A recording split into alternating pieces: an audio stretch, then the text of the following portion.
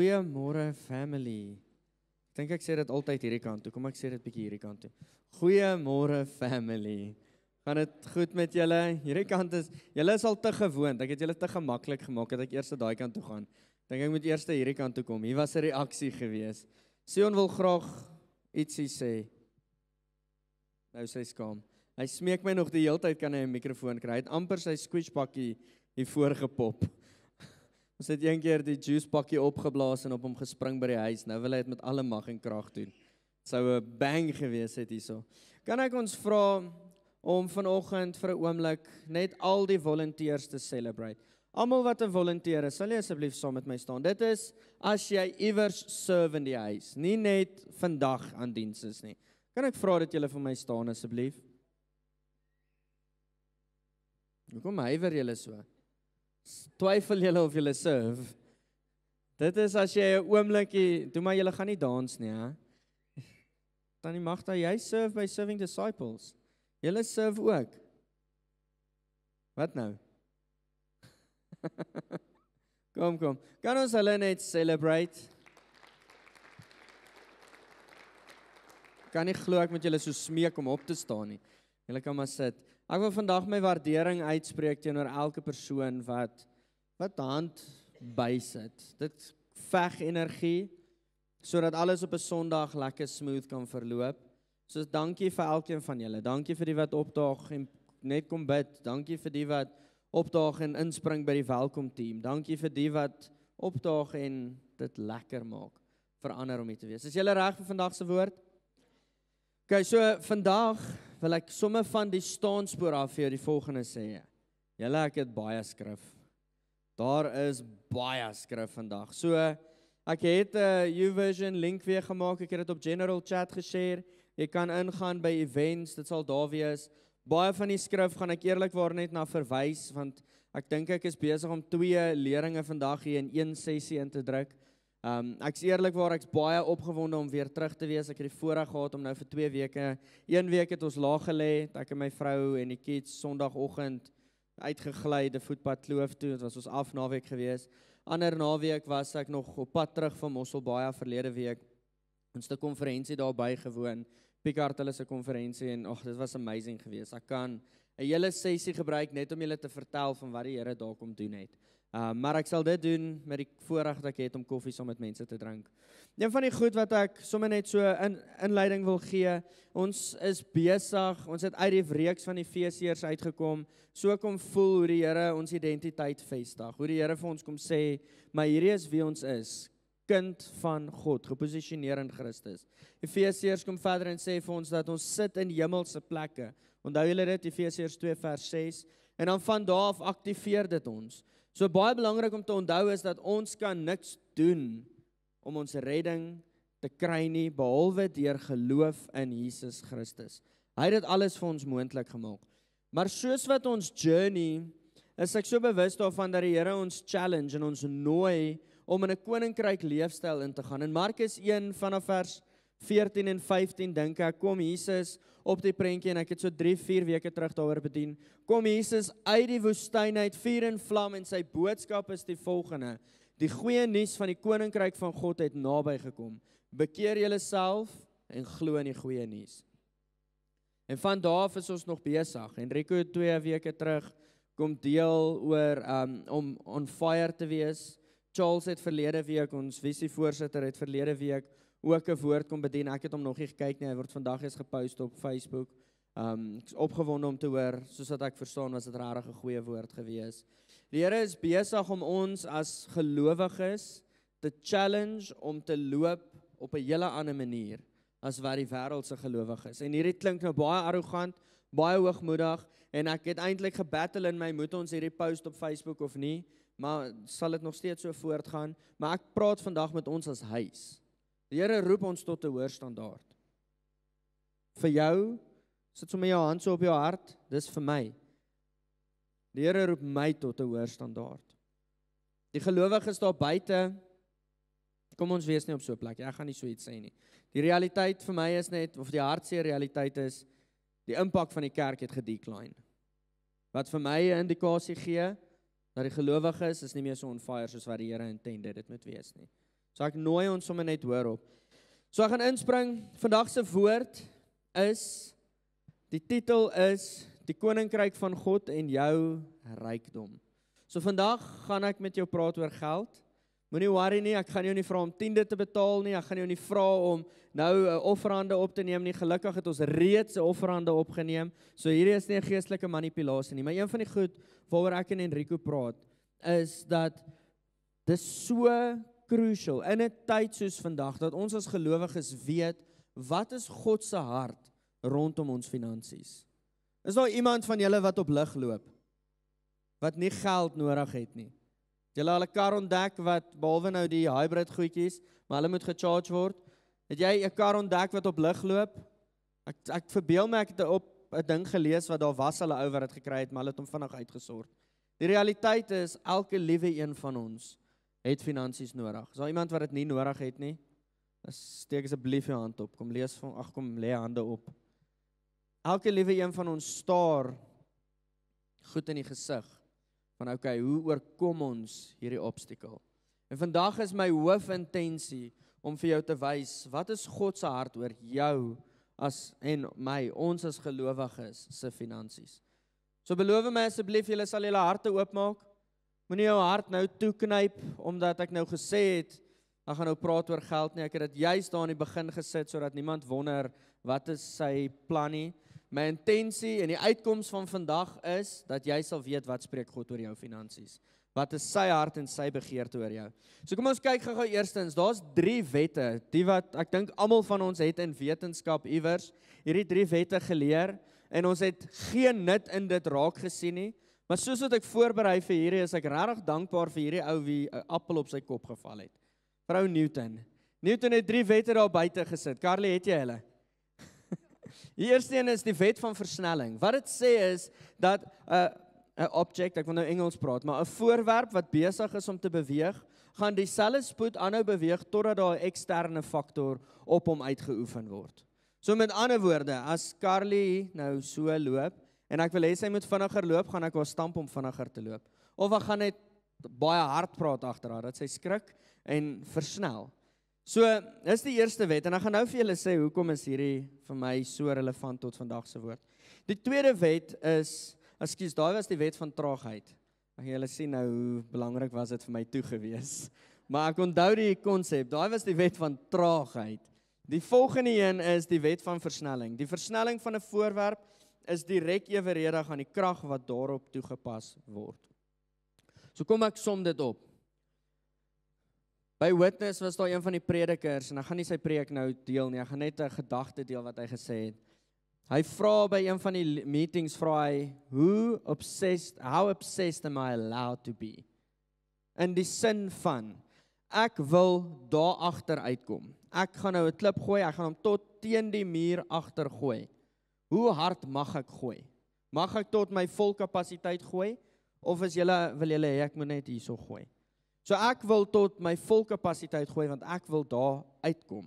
Wil nie myself verneder om kort te val nie. So nou wat hy in essence hierso sê is, so hard as wat jy ingaan, so hard gaan jy aan die ander kant uitkom. Plus minus, om en by, ek is nie 'n wetenskaplike nie. Dan die derde een, hierdie is die een wat eintlik die meeste impak in my lewe gehad het. Dankie tog vir skool. Al het ek al daai goed gedoen en nie geweet hoekom nie. Maar wet nommer 3 is die wet van aksie en reaksie. Die wet sê, vir elke aksie is daar 'n reaksie. So kom ek vertel julle gou 'n storie van my. Ek het dit al in die verlede vertel, maar ek besef daar's nuwe mense vandag. Ek het die voorreg gehad, ek het dit nie toegeag as 'n voorreg nie, maar na skool het ek 'n gap jaar gedoen wat ek voltyds vir 'n huis van gebed gewerk het, waar ek deur klomp lering gegaan het en eintlik maar voltyds in die huis van gebed tyd spandeer het. Daarna, of in daai jaar het ek geweet, die Here roep my voltydse bediening toe. Baie mense vra my, hoe het ek dit geweet? I've got a feeling. En daar was so hier en daar woord, ek het drome gehad, maar al hierdie goed het eers het voel vir my in die prentjie ingekom toe ek eventually daar so is. Maar 2 jaar, daai jaar, ek voel ek moet ministry toe gaan, en toe werk dit so uit dat my geestelike vader vir my sê, nee, maar hierdie werksaanbod wat ek gekry het, moet ek aanvaar. Dis soos, okay. Dit maak nou glad nie vir my sin nie, want ek moet ministry toe gaan. Hierdie geestelike vader het self vir my woord gegee dat ek ministry toe moet gaan. Maar ek het dit nie verstaan nie. So in daai 2,5 jaar, ek som dit nou baie kort op. In daai 2,5 jaar het ek deur baie emosies gegaan, want ek het nie daarvan gehou nie. Kom ek wees sommer net so bietjie vulnerable voor julle. My maale was regtig goed vir my. My ma het alles vir my gedoen. Sy het my bed opgemaak, die klere was reg in die oggende, die kos was reg, dit was perfekte temperatuur, die koffie was reg. Ek seker daarvan as sulke ma's hierso. Julle is amazing. Maar tussenin leer net jou ouetjie of jou girltjie om ietsie te doen vir homself ook. Jy sien die impak van daai in my lewe, alhoewel ek so dankbaar is vir my ma, is ek was maar so 'n ou leiaard gewees. Ek het nou nie van werk gehou nie. Ons het so af en toe was ons moes nou kar was, maar ons het dit gedruk tot op die nippertjie en dan net vinnig gemaak en ons moes gras sny. Maar in elk geval, ek ook beklemtoon nou dat ek was nou nie die hardwerkendste ou nie. In daai 2 jaar is ek so verneder, want daarso leer ek om kliphard te werk. In daai jaar is ek soos, Here, wat is jy besig om met my te doen? Ek hou nie van my lewe nie, ek hou van niks wat hier aangaan nie. Eventually op 'n call maak ek 'n kopskuif. Ek onthou, dit was soos 'n eksterne faktor. Dis hoekom ek hierdie storie deel. Maak ek 'n kopskuif. Ek gaan hierdie geniet. Ek weet nie, dankie tog dit het gebeur. Ek weet nie hoe ek dit reg gekry nie, maar ek onthou, daar was net hierdie besluit. Ek is nou klaar gesukkel, ek gaan dit geniet. Dit gebeur toe so dat 6 maande in werk ek die lekkerste tyd van my lewe. Dit gebeur ook so in daai 6 maande dat ek dink ek het 3 keer 'n promosie gekry. Die Here het letterlik my salaris in 3 maande se tyd getimes 4. Net soos amazingly wat die Here deurkom en ek tog soos ek leef in die hemel. Vir my is ek dankbaar vir daai tyd want ek het geleer daarso. Die wêreld skuld my niks nie. As ek dit wil hê, moet ek dit gaan haal. So hierso is nou waar ons as gelowiges is. Ek praat met baie gelowiges wat sit en wag dat die Here vir hulle rykdom moet gee. Deuteronomium 8, ek spring myself voor. Deuteronomium 8 vers 18 sê, dis God wat ons die krag gee om rykdom te vererwe. Dit gebeur nie net nie. So hierso is dit, as ek sommer net so 'n wêreldse tip wat my lewe kom shape het vandag by jou mag los, is die wêreld skuld jou niks nie, as jy dit wil hê moet jy dit gaan haal. 'n Eksterne faktor moet toegepas word. Jy loop teen 2 km/h, as jy daar wil uitkom, moet jy sommetjies begin doen en besef ek moet dalk teen 5 km begin loop. En jy gaan 'n besluit moet maak. Miles Monroe, ek love hom, hy is een van my gunsteling predikers gewees en ook skrywer. Hy skryf die volgende in een van sy boeke. It has become plain to me now that religion preoccupies you in order to distract you. To distract you from your hunger and emptiness for the kingdom of God. Ek het dit vir julle neergeskryf op die YouVersion ook. In essence, religion is designed to keep you too busy to fill your assignment for the kingdom. Perhaps this is why religion has so many activities related to it. Religion is hard work, and its work is its reward. Dis in godsdienstigheid kom leer my en jou, dis okay, sit. Alles gaan net uitwerk. Ons ken al die skrifte. Die Here laat alles ten goeie meewerk vir die wat hom liefhet. Hy sal hierdie gee, ons sit en ons wag. Ek wil jou vandag challenge om aan die beweeg te kom. Ons beweeg nie vir ons redding nie, ons beweeg as gevolg van ons redding. Baie belangrik, as jy neerskryf, skryf dit neer. Ons beweeg nie vir ons redding nie, ons beweeg as gevolg van ons redding. Julle, die prys wat ons koning betaal het, ek gaan nou aangaan met die res. Julle lyk nog of julle nie saam met my is nie. So na hierdie punt, lyk of julle saam met my is. Die prys wat ons koning betaal het, is te duur vir ons om te sit en niks doen nie. Hy het ons nie net vrygekoop van sonde sodat ons kan sit nie. Ek wil nou te veel sê om my voor te spring. So vandag se titel is, van my woord is, die koninkryk van God en jou geld. Psalm 115 vers 14 tot 16. As jy jou Bybel wil oopmaak, soos ek gesê het, gaan bietjie vinnig deur dit gaan, want anders gaan ek heeltemal te lank vat om al hierdie skrif te deel. Het is vir my belangrik dat ek dit deel. Psalm 115 vers 14 tot 16 sê die volgende: Die Here sal julle vermenigvuldig, julle en julle kinders. Julle is geseënd deur die Here wat hemel en aarde gemaak het. Die hemele is hemele vir die Here, maar die aarde het hy aan sy mensekinders gegee. Kom ons pause net gou vir 'n oomblik.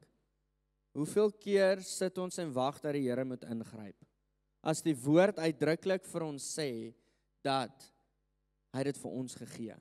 Ons baie skrif wat gaan rondom dit.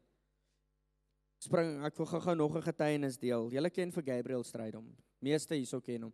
Fire and Fragrance leier. Een van die sessies by Witness. Ek hoop nie hulle raak moeg vir dit nie. Ek mag dalk so 1 of 2 keer verwys, dalk 3, 4 keer verwys na Witness, maar hy vertel ons, ek kan nie eens onthou, ek het vanoggend gaan sit en dink, waarso is hierdie gultjie wat hy ons vertel het, maar hy het die voorreg gehad om uit te reik na 'n nasie toe, of iemand van hom, ekskuus as ek die details verkeerd het, maar die punchline gaan dieselfde wees, iemand van hom of hy self het uitgereik na 'n nasie toe, waar dit amper 100%, practically 100% Islam gelowiges is. Niemand daar weet van Jesus nie, hulle ken hom nie. So dit gebeur toe so dat die Here een van die dames, sê my, jy kan my dalk help met detail as jy dit onthou. Een van die dames encounter, en sy is op 'n 3 maande journey om en by, wat sy tyd saam met die Here spandeer. Onthou, Islam, as hulle uitvind, jy is 'n gelowige, gooi hulle jou uit, hulle onterf jou. Jy mag nie meer deel wees van die family. Maar sy het 'n encounter, 'n droom van die Here, en sy begin journey, alles wat sy vir hom sê. Sy het nie 'n Bybel nie. Sy begin toe eventually psalms skryf, liedjies skryf, soos wat sy openbaring ontvang, saam met, julle konkel nou hier, mis ek iets. Is dit in Brazil? Maar ja, in elk geval, sy spandeer toe soos 3 maande tyd, of 6 maande tyd met die Here, en skryf neer, voordat sy haar eerste sendeling ontmoet. Die eerste sendeling kom na toe eventually met skrif, hulle begin die psalms deurlees, alles wat sy saam met die Here gejourney het, staan net so in die psalms. Presies net so. As ons gedink het, die psalms is net 'n oulike storieboek, it's the power of God. Hierdie is wat Dawid ontvang het in Openbaring. Hy het encounter na encounter gehad met die Here, en hy het waarhede ontdek. Hierdie is wel uit die psalms uit, maar hierdie is wat hy sien in die hemele. Die hemele behoort aan die Here, maar die aarde het hy aan die mensekinders gegee. Weer Miles Monroe skryf die volgende, hy sê, God behou die hemel as sy domein, maar hy het die aarde aan die mense toevertrou om te bestuur, te versorg en sy heerskappy uit te brei. Die mens se rol is nie om van die aarde af te ontsnap nie, maar om van die aarde af te ontsnap om hemel toe te gaan nie, maar om die heerskappy van die hemele na die aarde toe te bring. Deur Christus herstel ons weer die gesag en mandaat wat in Genesis gegee is om te bestuur, te beïnvloed, die aarde te koloniseer met 'n goddelike kultuur en gebroke plekke te herstel. Die koninkryk is nie net vertikaal, met ander woorde tussen my en God nie, maar ook horisontaal, tussen my en die wêreld. Hierdie vers herinner ons daaraan, dat die aarde is ons verhoog, en die hemel is God se troon. Miles Monroe skryf dit. Jy sien, hierdie wil ek vandag weer net gou recap na wat ek nou gesê het. Soos dat ek hierdie lees, besef ek, hierdie wêreld skuld ons niks nie. Soos dit wil hê, moet ons dit gaan haal. En hy het vir ons al die gereedskap gegee. Kom ons gaan na die volgende skrif toe. Matteus 6 vers 10, ons ken hom. Die disippels kom na Jesus toe, hulle vra hom, Here, leer ons bid, en hierdie is een van die gedeeltes wat Jesus hulle leer om te bid. Laat u koninkryk kom, laat u wil geskied, net soos wat dit is in die hemel, so op die aarde. Wie leer hy om hier te bid? Die disippels. Hy leer ons om te bid. Hy nooi my en jou uit. Onthou Efesiërs 2 vers 6, ons sit in hemelse plekke. Hy nooi ons uit. Spandeer tyd in die wetboek, spandeer tyd in die woord wat vir ons gegee is. Soek hom in aanbidding, dis hoekom hy vir ons aanbiddingstips gegee, dis hoekom hy vir ons geleer het hoe om te worship, 'n model geleer het van hoe Dawid dit opgestel het, en dit is deur 'n huis van gebed te bou, en dan so ook te bedien tot God. Hy leer ons al hierdie goed. Hy sê vir ons, ken hierdie woord nou, gaan oefen dit, kom in my teenwoordigheid uit. Bou verhouding. Onthou, religion sê vir ons dat hierdie is net soos 'n okay, ek moet hierdie doen, hierdie is my lys van goedjies. Wat hy gekom het om te doen is deur vir ons te sê, kom bou verhouding met my, want ek wil vir jou wys. Ek hou van Openbaring, hy sê, Openbaring 4 vers 1 sê Johannes, dat in 'n oomblik se tyd was hy opgeneem in die hemel, of het hy 'n trompet gehoor, en hy het 'n stem gehoor, wat sê, kom ek wil jou wys wat gebeur hierna. Dis half konstant hierdie uitroep. Kom nader, ek wil jou wys wat gebeur hierna. So hy nooi ons in hemelse plekke in, kom kyk wat gebeur in die hemele. En dan sê hy, okay, nou gaan bid jy. Anders het Jesus dit een keer gebid en het vir altyd so gebeur. Het julle geweet dat hulle is nog steeds besig om die sterrestelsel te ontdek? En dit was as gevolg van een frase wat God gespreek het. Laat daar lig wees. En dis nog steeds besig om te gebeur. Jesus kon net gebid het. Here, laat dit wees op aarde. En dan het ons nie nodig gehad om dit te bid nie. Hy vra nie vir ons moet nou sterrestelsels in plek spreek nie, want hy het dit klaar gedoen. Hy nooi ons in hemelse plekke in. Okay, nou moet jy dit gaan doen. Die hemele is die Here se, die aarde het hy aan sy mensekinders gegee, het hy aan ons gegee. Kan ons sommer net so 'n profetiese vinnige aksie, jou hand op jou hart. Die aarde het hy aan my gegee. So dit beteken ek en jy het 'n werk om te doen. Ek en jy het 'n opdrag om uit te voer. God se begeerte is dat ons hemel aanskou en dit uitsien speel op aarde. Volgende een, Genesis 12 vers 1 tot 3.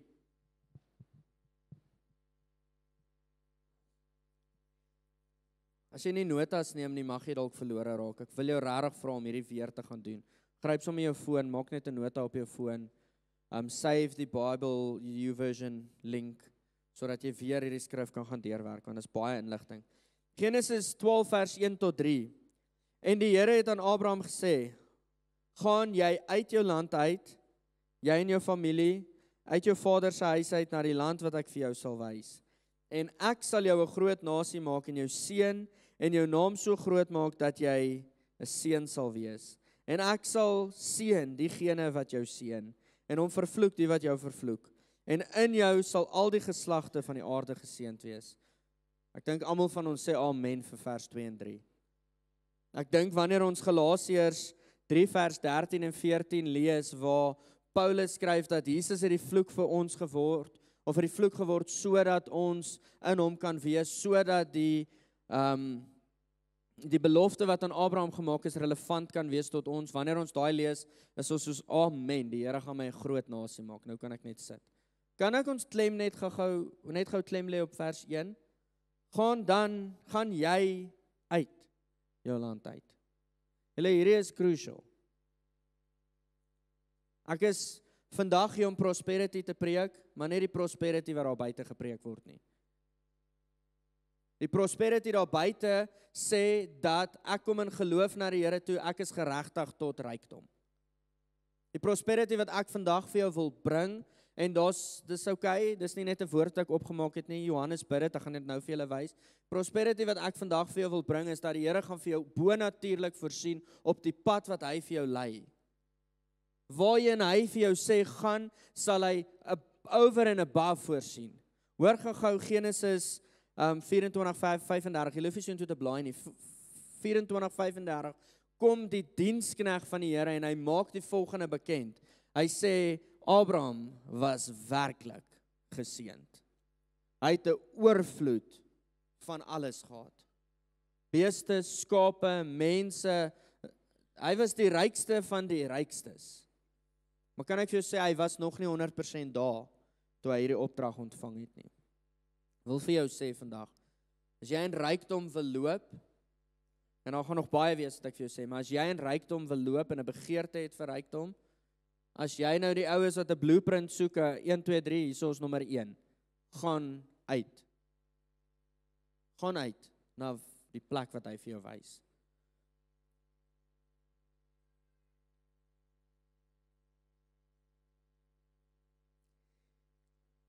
Jy sien die belofte wat God aan Abraham gemaak het.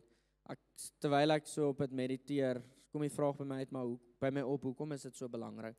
En ek gaan vra vir die Here, hoekom is die belofte wat met Abraham gemaak het in Genesis 12 so belangrik vandag. En ek besef die volgende, want dit was 'n verbondsverhouding. Hy het 'n verbond gemaak en dit het gestaan. En tweedens is, dit was 'n perfekte bloudruk van hoe dit lyk om heerskappy te herstel. Kom ek verduidelik verder. Kom ek vra die vraag, hoekom sou God hom uitgestuur het?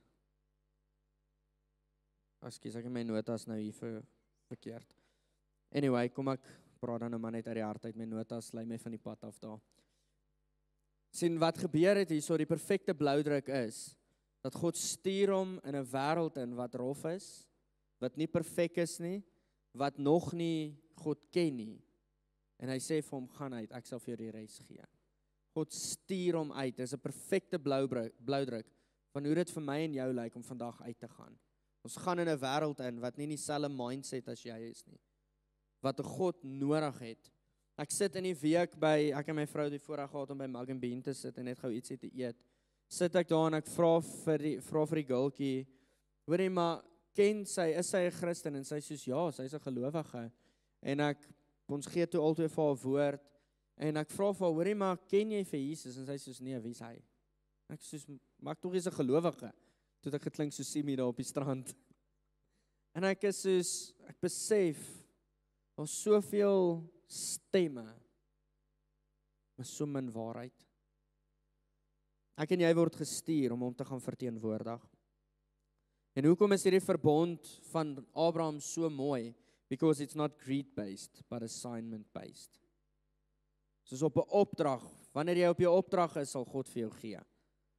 Maar wanneer ons net sit en vir onsself soek, is dan wanneer ons gefrustreerd raak en die Here begin bevraagteken. 3 Johannes 1 vers 2, daar's net een hoofstuk, so is 3 Johannes 2, sê hy die volgende, kom ek gee net gou die konteks, terwyl julle soontoe blaai. Johannes, hierdie is die Johannes, daar is van die slim mense wat wil debatteer, dit was moontlik 2 Johannese, maar die algemene agreement is dat dieselfde Johannes is, wat Openbaring geskryf het, Johannes, 1 Johannes, 2 Johannes, 3 Johannes, 1 Johannes, die evangelie geskryf het. So hy kom, die konteks van hierdie jong man is, dat dit was die geliefde disipel. Toe hulle om die tafel gesit het Jesus gesê, iemand hierso gaan my verraai, en al die disipels het oorgelê na Johannes toe en vir hom gesê, vind bietjie vir ons uit, wie is dit? Hierdie Johannes, daar's 'n rede hoekom hulle om dit gevra het, want hy het toegang gehad tot dieper geheime. Dis vir my belangrik om dit te sê. Hoor wat bid hy, 3 Johannes 2, Beloved, I pray that you may prosper in all things and be in health, just as your soul prospers. Ek dink die feit dat hy die ou was wat die geliefde disipel was, gee meriete aan die feit dat hierdie is nie wishful thinking nie. Dis nie net 'n oulike gedagte, ek moet 'n inleiding van my boek skryf nie. Kom ons skryf dit klink oulik. Hierdie gaan maak dat mense my boek wil lees nie. Hy was die ou wat ingetap het. Hy's die disipel wat ek gaan die woord gebruik, deur hel was. Het julle geweet dat hy in olie gebrand was? En hy het nog steeds nie gesterf nie? Daai is nogal commitment om vas te hou in die Here. Op die eiland van Patmos was hulle soos, okay, hier moet jy nou maar sterf. Hulle het soos probeer om hom dood te maak. Maar die krag van die Here het hom deurgedra. Hy kom en hy skryf, geliefde boetie sussie, ek bid dat jy voorspoedig sal wees. Voorspoed is 'n gevolg. Kom ek verduidelik. Dis duidelik dat God wil hê sy kinders moet voorspoedig wees. Hoe kan iemand dit ontken? Tog behoort voorspoed nie die doel op sigself te wees nie. Dit moet die gevolg wees van 'n lewenswyse, 'n toewyding en 'n optrede wat in lyn is met God se woord. Ek wil jou vra, ons is besig nie met 'n reeks nie, maar eintlik met 'n reeks. Jesus stap op die prentjie en sê die koninkryk van God het naby gekom. Bekeer jouself. Vandag het jy dalk nodig om te bekeer. Onthou julle wat beteken bekeer? Verander jou gedagtes, dink nuut, draai om. Moenie doen wat jy gedoen het nie. Miskien het van ons vandag nodig om vir 'n oomblik te stop, net so 'n kruisie te maak in jou boek en te sê, Here, herinner my dat ek nou terugkom hiernatoe. Want ek soek rykdom vir my, maar nie vir u nie. It's greed-based and not assignment-based. Here, ek soek alles wat jy vir my het om te gee, maar ek stel nie belang in waartoe jy my stuur nie. Dalk het jy nodig om vandag net daarso te stop. Die woord prosper is die Griekse woord judo. Volgens die konkordans som hy dit op, hy sê, it means to help on the road, om jou te help op die pad. Volgens die leksikon verdefinieer hulle dit so, dit beteken om suksesvol te wees, om iets te bereik.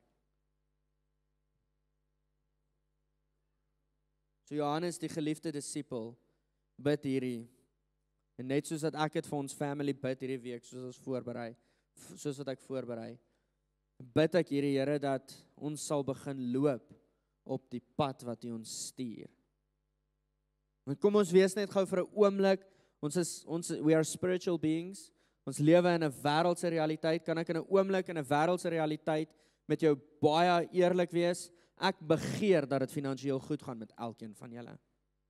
That's my deepest desire, want dit is vir my taaf om te sien, dat mense trek swaar. Maar in dit staan in Meriete vir Romeine 5, wat sê, wanneer daar pressure is, kom kweek dit karakter, kom kweek dit uithou vermoë, kom kweek dit hoop.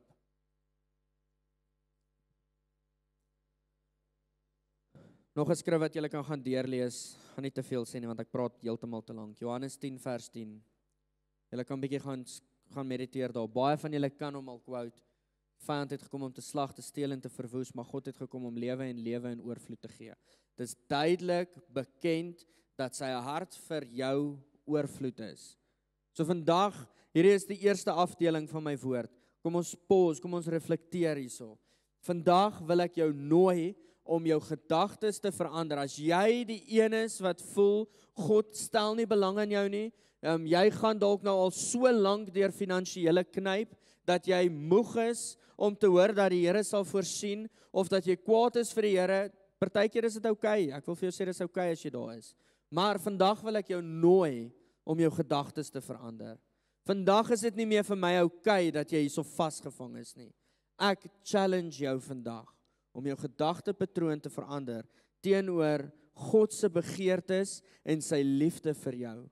Sit sommer net jou hand so op jou hart. Hy's lief vir my. Kan jy dit sê? Hy sien my raak. Hy gee om vir my. Hy sal my nie verlaat nie. Amen. Glo jy dit? Maak dit vas in jou hart. Want dit is 'n waarheid. God is vir jou. Die aarde is nie 'n hotel waaruit ons eendag gaan uitcheck nie. Dis 'n erfenis wat ons moet herstel. So daar's 'n paar goedjies wat ek wel vandag aanspreek. En ek doen dit regtig omdat ek lief is vir julle. Daar's geen geheime agenda in my hart nie. Hy's lief vir jou, hy's vir jou. Die tweede ding is, ons het nodig om die leuen te breek dat ons wag vir hemel om eendag te kom. Hy het jou geroep om te heers nou. Hy het jou geroep om nou om te reflekteer. Moenie hier prentjies sien van ek gaan eendag uitcheck nie. Dankie tog die eindtyd kom. Van ons was dalk opgewonde geweest oor Dani se profesie. Okay, so die volgende vraag wat ek myself vra is, hoe posisioneer ek my hart om rykdom te ontvang? En al het ek 'n paar skrifgedeeltes nou gedeel wat al reeds dit kom aanspreek het. Dit gaan oor sy opdrag vir jou lewe, dit gaan nie oor jou gemak nie. Hoe posisioneer ek my hart? Deuteronomium 8 vers 18 sê, maar dink aan die Here jou God, dat dit hy is wat jou krag gee om rykdom te vererwe, sodat hy sy verbond kan bevestig. So hierheen, ek het so gestoei, moet ek dit sit onder die intensie van rykdom of die postuur van my hart. So hy val so in die middel, maar meer die intensie van rykdom is sodat hy sy verbond kan bevestig. Hoekom het hy rykdom in gedagte vir ons? Ek gaan net vinnig punte lees. Nommer 2 is sodat jy kan heers. Genesis 1 vers 28. Nommer 3, sodat jy kan loop in jou roeping. 2 Korintiërs 9 vers 8. Nommer 4, sodat jy 'n seun vir ander kan wees. Genesis 12 vers 2. Nommer 5, sodat jy saad kan hê. 2 Korintiërs 6. Hy gee saad aan die saaier, sê die woord. Hoekom gee hy vir ons rykdom, sodat ons huis kan bou. Haggai 1 vers 8. Hoekom rykdom? Wat is die intensie van rykdom? Sodat ons hemel kan demonstreer. Matteus 6 vers 10. Weer dat sy hart vir jou is, weer dat hy vir jou rykdom wil gee, maar, en hier is die regte maar, jy het nodig om te realign. Waartoe stuur hy jou? Okay, so hartspostuur, Matteus 6 vers 24. Is 'n lekker een hierdie. Matteus 6 vers 24. Niemand kan twee here dien nie. Want of hy sal die een haat en die ander een lief hê, of hy sal die een aanhang en die ander verag. Julle kan nie God en Mammon saam dien nie. Hier is hartspostuur vir ons as gelowiges. Nommer 1 is, dis God of geld. Hierdie is nie 'n kwessie van wysheid wat gevraag word, of prioriteit of morele waarde nie. Dis onmoontlik om albei lief te kan hê. Want die woord sê vir jou, of jy is 'n slaaf vir die een of 'n slaaf vir die ander een.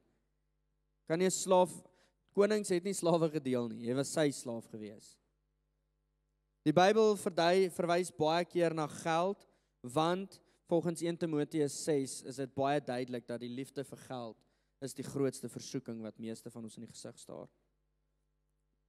Die woord dien wat hier gebruik word beteken om 'n slaaf te wees, om 'n keuse te maak van wie jy dien. Dis nie bloot 'n saak van wysheid of morele besluit nie, dis 'n duidelike kwessie van onmoontlikheid. Ons kan eenvoudig nie beide dien nie.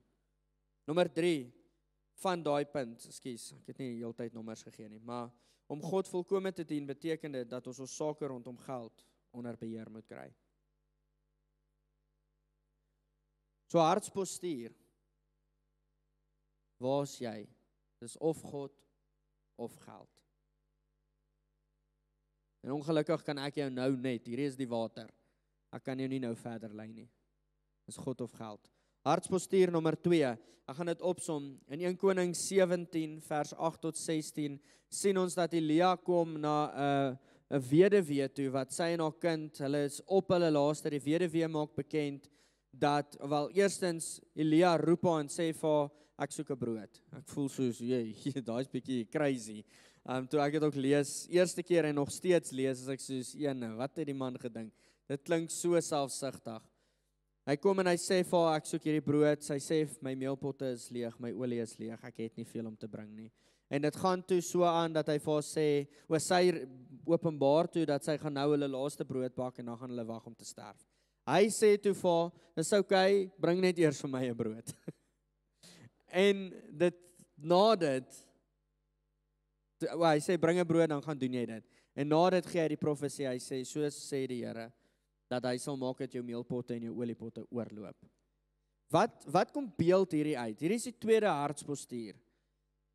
Soos wat hierdie weduwee haarself in 'n plek vind, hierdie tug of war, van soos, okay, gaan ek 'n laaste broodjie nou maar vir my huis gee, of gaan ons nou maar net nou klaar wag vir sterf? Maar sy kies om die profeet eerste te eer. En hierdie is net so 'n uitbeelding van ons journey. God eerste.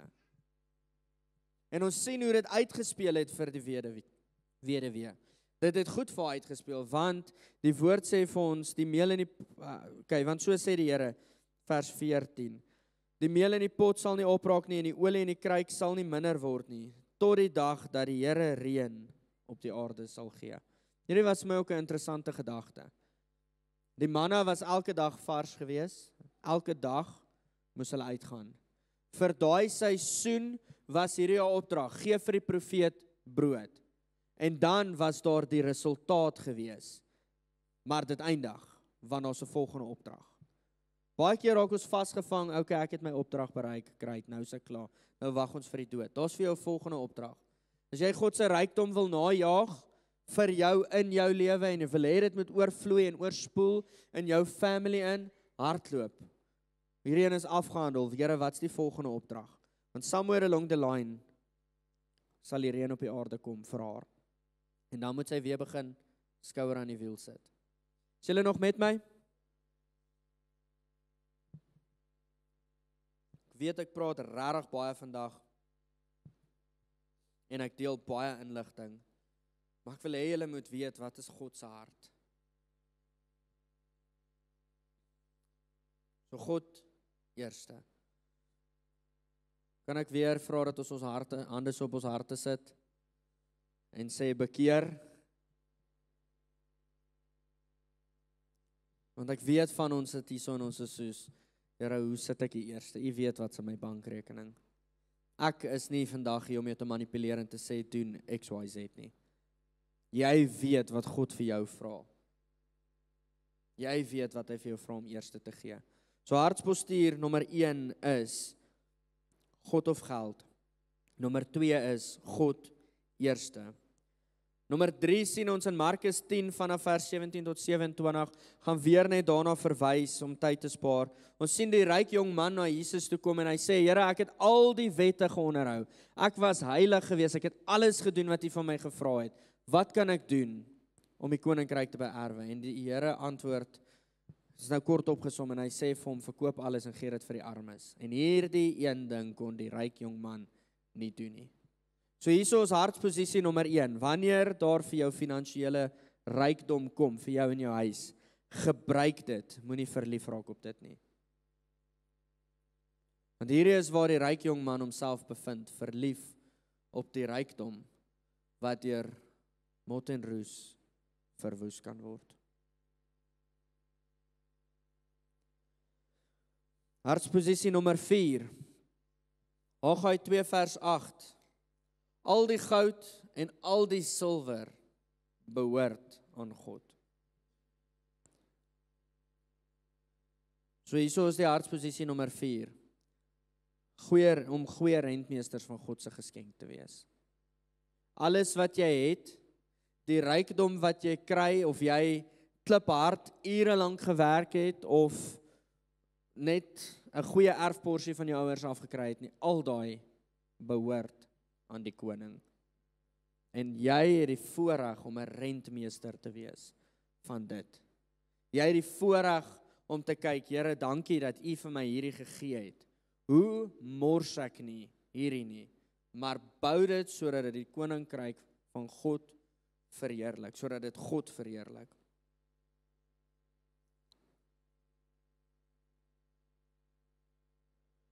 So kom ek vertel julle sommer net so, ek het hier so gou 'n storieetjie gaan soek.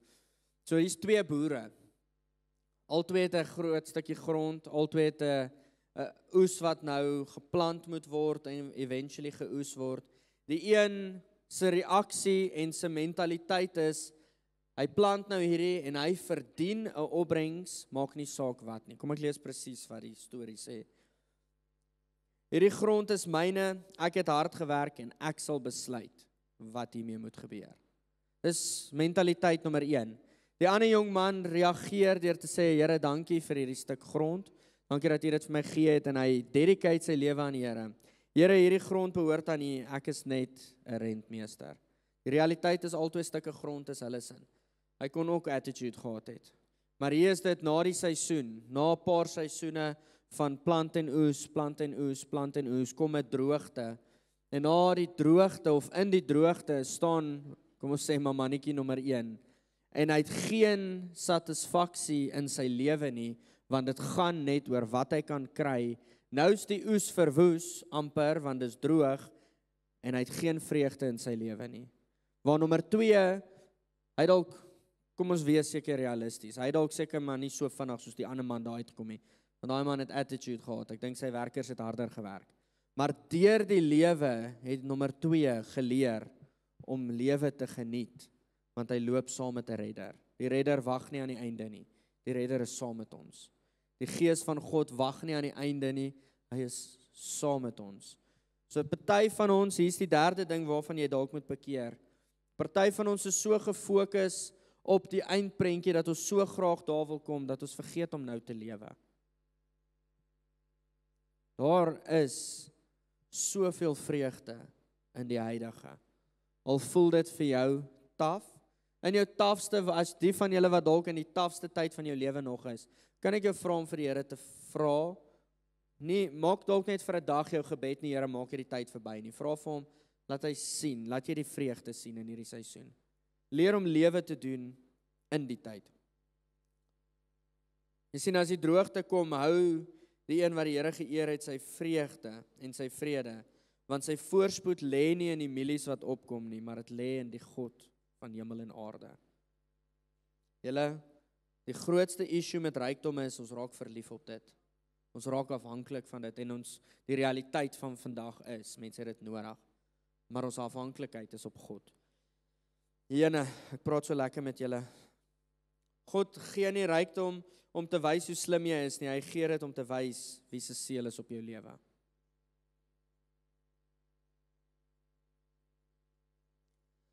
Ok, so hier is die finale vraag. Hoe kry ek toegang tot dit? 1 Timoteus 6 vers 17 kom en sê vir ons die volgende. Kom ons lees dit. Ek het dit nou nie hierso nie. Ek gaan dit opsom. Paulus skryf vir Timoteus, hy sê, ok, beveel die rykes om te gee. Beveel die rykes om op 'n plek te wees waar hulle nie hoogmoedig raak nie. Ek dink nie hy sê beveel hulle om te gee nie. Hy sê beveel hulle om nie hoogmoedig te raak nie en beveel hulle om nie hulle hoop in die rykdom te vind nie. So kan ek vir jou sê, hoe kry jy hierdie? Maak vas in jou hart dat rykdom is 'n verantwoordelikheid. Jy is meer vry sonder die rykdom, wil ek amper vir jou sê, maar jy is meer vry met die rykdom. Dit maak glad nie sin nie.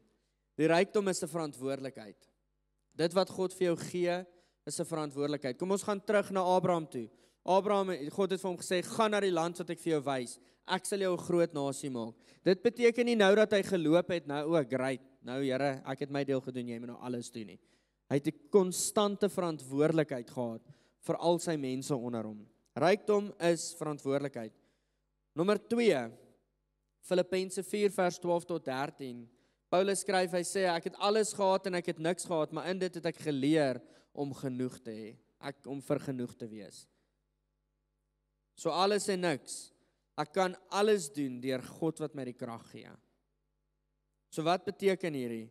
Oorvloed is nie ons identiteit nie. Rykdom is nie ons identiteit nie. Wat God spreek, is ons identiteit. Hy is ons bron. Indien die ekonomie sou vou môre, sal ons nie geskit wees nie. Want ons God is ons bron. Numeri 3 vers 5 tot 13 maak 'n beginsel vir ons bekend. Die ander 2 val dalk bietjie meer nog onder hartspostuur. Numeri 3 vers 5 tot 13 maak vir ons 'n beginsel bekend. God kom en hy sit die volke eenkant en hy soos hierdie volk gaan, hierdie is hulle werk, hierdie is hulle werk, hierdie is hulle werk. En hy kom in vers 13 en hy sê, want al die eersgeborene is myne. Op die dag toe ek al die eersgeborene in Egipte getref het, het ek al die eersgeborenes in Israel vir myself geheilig. Mense sowel as diere, hulle moet myne wees. Ek is die Here. Hierdie is nie my gedagtes nie. Julle het my gevra, maar ek het julle gevra, how do I access this? Jesus verwag om eerste geëer te word. Die heel eerstes behoort aan syne, aan hom. Hy is nie daar teen dat ons rykdom het nie. Ek weet nie of ek myself nou voorspring, ek dink ek spring myself voor. Hy is nie daar teen dat ons rykdom het nie, maar hy is daar teen dat rykdom ons het. En hoe maak ons harte los? Ons eer hom heel eerste. Volgende skrif, Spreuke 27 vers 23 tot 27, maar deur Spreuke, ek het hierdie ook op die YouVersion link gesit, maak Salomo vir ons 'n paar beginsels bekend. En hierdie, ek besef, hierdie is die veld waar mense nou begin, jy gaan nie vir my sê wat ek moet doen nie, ek sê nie vir jou wat ek moet doen nie, ek vat jou na die woord toe. Ek wil jou net inlig rondom dit. Daar's 'n paar beginsels wat Paulus vir ons bekend maak. Nommer 1 beginsel wat hy, kom ek lees net gou-gou eers hierdie, voordat ek die beginsel bekend maak. Hy sê, bestuur jou finansies, of ons bestuur geld, of geld bestuur ons. Salomo, bekend vir wysheid en rykdom, het 5 tydlose beginsels van geldbestuur in die boek Spreuke opgeteken. Nommer 1, boekhou. Spreuke 27 vers 23 sê hy die volgende, Gee noukeurig ag op die voorkoms van jou skape. Rig jou aandag op die troppe vee. Okay, en dit is nou baie diep ingedink. Volgens die slim mense het hulle die 5 punte kom evalueer en baie stem saam met dit. Die eerste ding wat die Salomo vir ons sê is, weet wat gaan aan in jou finansies. Dit klink nou baie eenvoudig. Nie obsessed wees oor dit nie, maar maak seker dat jy weet waantoe is alles gestuur, jy weet waarop jy alles spandeer het en jy weet waar alles vandaan kom. In moderne terme beteken dit om presies te weet wat ons besit, wat ons skuld, verdien en bestee. Jy moet heers oor jou rekeninge. Moenie net, ek hoop nou maar daar is geld nie. Wishful thinking. Jy moet weet, daar is nie geld nie. En as daar nie geld is nie, moenie leen by môre nie. Dit is my crazy dat ons so maklik leen by môre, maar sukkel om nou nee te sê. Maar ons sê nee vir môre eintlik. Want môre leen jy by die oormôre, en die oormôre leen jy by die dag daarna. Dis 'n bose kringloop, moenie leen by môre nie. Ek voel die accusations in die gees. Sit jou hand so op jou kop. Bekeer. Ek vat jou net woord toe, julle. Die tweede ding is wat Salomo vir ons sê is beplan. Het jy 'n budget? Want as jy nie 'n budget het nie, hoe kan die Here jou met meer vertrou as jy nie eens weet hoe die bietjie gesteward word nie? Hoe jy met die bietjie operate? Derde een is spaar. Spreuke 21 vers 20 praat hy van 'n skat in die huis van die wyse. Hierdie dui daarop dat bronne gespaar is en beskikbaar sal wees wanneer dit nodig is. Wysheid leer ons om vooruit te dink en vir die toekoms te bewaar. Nommer 4 is tevredenheid. Paulus van Filippense sê ek het alles gehad en ek het niks gehad, maar ek het geleer om vergenoeg te wees. Die laaste een in Spreuke 3 vers 9 tot 10 sê hy gee. Om God te eer met die eersteling van ons inkomste en die hulpbronne, bevestig sy heerskappy in ons lewens en begin 'n goddelike siklus van seën. En al hierdie goed is beginsels wat ons nou al woordeskat bygesit het en elkeen van ons het dalk al dit gehoor, van ons het dit leef al volgens dit. Ek wil dit alles kom opsom en vir jou sê, as jy jouself nie kan vertrou met jou geld nie, hoekom moet iemand anders? As jy 5 jaar terug moet kyk, of moet kyk toekomstig gewys en jy wil daar kom, kan jy jouself, my vraag is, kan jy jouself vertrou met jou eie geld? So hoekom moet die Here jou dan vertrou, as jy nie eens jouself kan vertrou nie? Let's say, elkeen van julle hierso kry 'n belegging geldjie wat uitbetaal, R100,000. Kan jy jouself vertrou met daai geldjie?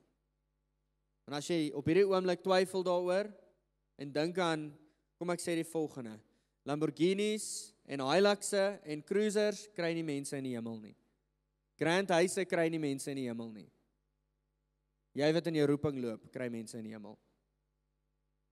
So as jy dadelik dink aan wat se luxury jy kan koop, vra die Here. Dalk is dit jou erfporsie. Go, great. As hy gesê het, hardloop in dit. Okay, ek praat nou te veel. Lukas 16 vers 10 tot 12. Hy wat getrou is in die minste is ook die groote getrou. En hy wat onregverdig is in die minste is ook in die groote onregverdig. As julle dan nie getrou was in die onregverdige mammon nie, wie sal julle die ware goed toevertrou? En as julle nie getrou was in ander se goed nie, wie sal aan julle eie gee? Praat van homself. 1 Timoteus 6 vers 6 tot 11. Onthou, hier is nou alles, ek dink julle het al die finansiële teachings gehoor. Bring jou tiende, bring jou saad. Dis nie wat ek vandag vir jou sê nie. Ek wil jou challenge om jou hartspostuur reg te kry. Maak seker dat jy in elke dag lewe. Onthou, koninkryk leefstyl is nie in die kerk nie, dis daar buite. Wanneer jy uitgaan en gaan leef, dis waar jy koninkryk doen. 1 Timoteus 6 vers 6 tot 11 kom Paulus en hy sê vir Timoteus, dis die liefde vir geld wat die skade maak. Dis nie geld nie, geld is nie die probleem nie. Dis die liefde vir geld. So ons loop nou terug, God of geld. Laaste skrif, 2 Samuel 24 vers 24. Dawid kom op 'n plek wat hy eenvoudig die volgende stelling maak. Hy sê, ek sal nie vir God iets bring wat my nie iets kos nie. Vir een ou kos R2 baie, vir 'n ander ou is R2 niks. Maar die Here vra nie, jy moet bring wat vir 'n ander ou waardig is nie. Jy moet bring wat vir jou werd is. So Dawid sê, ek sal net die beste vir God bring. Ek wil jou challenge, wanneer jy bring en die voorreg het om te kan gee vir die Here, en dit is opgesom in, gee vir iemand wat 'n bord kos nodig het, of waar iemand gaan op 'n mission trip, hoe ook al dit vir elkeen van ons lyk, dat jy nie sal gee en terughou nie, maar dat jy sal gee, want dit is jou beste. Ek is al gechallenge met dit. Ek like dit om so af en toe as ons ietsie uiteet, dan koop ek maar vir die waiters ook iets. Nou die dag toe koop ek vir die waiter iets, toe vat sy 'n R360 ding. Toe sê ek soos, yes, Here, dit was nou 'n bietjie onnodig. Ek was so, daai was rof, en toe besef ek, maar ek gee aan hom iets wat, ek het 'n mind gehad 120, nie laat sy times 3, maar anyway, so die Here kom, ons probeer dit opsom in 'n storie, prakties maak, en dan wil ek kyk om af te sluit. Dankie dat julle saam met my deurgedruk het, dis daarom nie so warm vandag nie. Die Here kom, imagine yourself, jy's in hierdie paleis, jy's 'n dienskneg in die paleis, die koning kom en hy gee vir jou 'n sleutel, en hy sê vir jou, hierdie sleutel het toegang tot al die goud, al die silwer, al die rykdom van die koninkryk, alles is daar, so jy die sleutel. Hierdie sleutel is, ek verloor na my storie. In die koning se skatkamer lê goud, silwer, juwele, alles wat jy kan droom. Maar die koning sê die volgende vir jou, ek gee vir jou die sleutel, maar jy mag dit nie oopmaak vir jouself nie. Jy mag dit oopmaak net vir die doel van die koninkryk. En jy loop met die sleutel om jou nek, en ander dink jy is baie geseënd, maar jy weet dat dit is nie myne nie, dis die koning se. Jy sien, seën lê nie in wat hierdie dienskneg het nie, maar in sy toegang tot wat hy het. En in die gehoorsaamheid om te gebruik tot die koning se eer.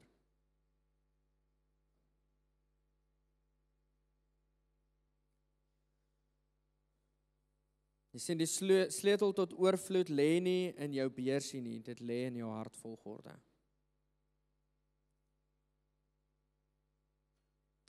So Matteus 6 vers 25 sê die volgende, kom ons gaan dit nou gou lees. Ek het my Engelse Bybel hierso. Therefore I say to you, do not worry about your life, what you will eat or what you will drink, nor about your body, what you will put on it. Is not life more than food, and body more than clothing? Look at the birds of the air, for they neither sow nor reap, nor gather into barns, yet your heavenly Father feeds them. Are you not of more value than they are? Which of you by worrying can add 1 cubit to his stature? So why do you worry about clothing? Consider the lilies of the field, how they grow, they neither toil nor spin. And yet I say to you that even Solomon in all his glory was not arrayed like one of these. Now if God so clothes the grass of the field, which today is, and tomorrow is thrown in the oven, will he not much more clothe you, O you of little faith? Therefore do not worry, saying, what shall we eat, or what shall we drink, or what shall we wear? For after all these things the Gentiles seek, for your heavenly Father knows your need, knows that you need all these things. But seek first the kingdom of God and his righteousness, and all things shall be added to you.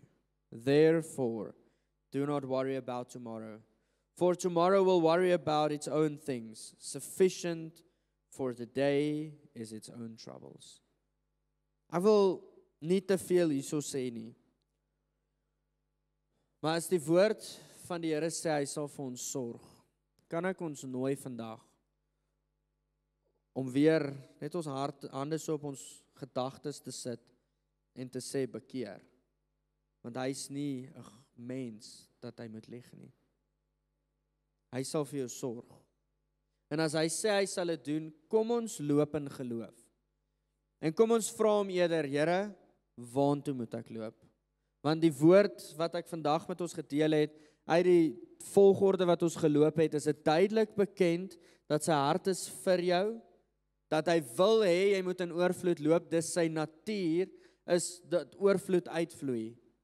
Die opdrag is, gaan na die land wat ek vir jou wys. Van julle sit dalk heeltemal te gemaklik by die werk wat julle werk, want julle is te bang om die stap van geloof te vat, wat hy al vir jou gewys het om te vat. Van julle sit dalk te gemaklik by die huis en wag dat iemand jou net bel, maar hy het eintlik vir jou gesê, waartoe jy moet gaan. So is elkeen in ons eie journey. En weer eens, hier is die water, ek kan jou nie verder vat nie. Jy moet vir die Here gaan vra, waar is die land waartoe U my stuur? Want dan kan ek vir jou sê, die oorvloed gaan kom. Die oorvloed gaan jou volg. Seeking the kingdom of God first is nie seeking the materialistic things nie. Die crazy ding is om God se koninkryk eers te volg, is al die ander goed volg jou. So kom ons realign. Ons hardloop nie agter al die wêreldse goed mee aan nie. Soos wat ek begin het, ek roep jou tot 'n hoër standaard. Ons is geroep om koningskinders te wees en koningskinders te leefstyl te leef tot op 'n standaard wat ons koning verdien. Amen. Here, dankie. Here, dankie vir al die saad vandag. Daar was baie saad. Ek bid dat dit op vrugbare grond sal land. Here, ek bid dat die woord vandag elkeen hierso sal kom sny en soos wat hulle vorentoe gaan, bid ek, Here, dat dit sal kom establish, dat dit sal kom sny en sal kom vorm en presies sal kom wys, Here, wat is U hart vir elkeen van ons se rykdom? Here, want al die goud en al die silwer, die grandstes wat ons kan hê, behoort in elk geval aan U. So Here, help ons om ons lewe in orde te kry. Help ons om ons gedagte in orde te kry. Help ons om so te leef dat ons U alleen behaag. Here, help ons om ons oë van onsself af te haal. Here, ons is lief vir U. Dankie vir die voorreg. In Jesus naam. Amen.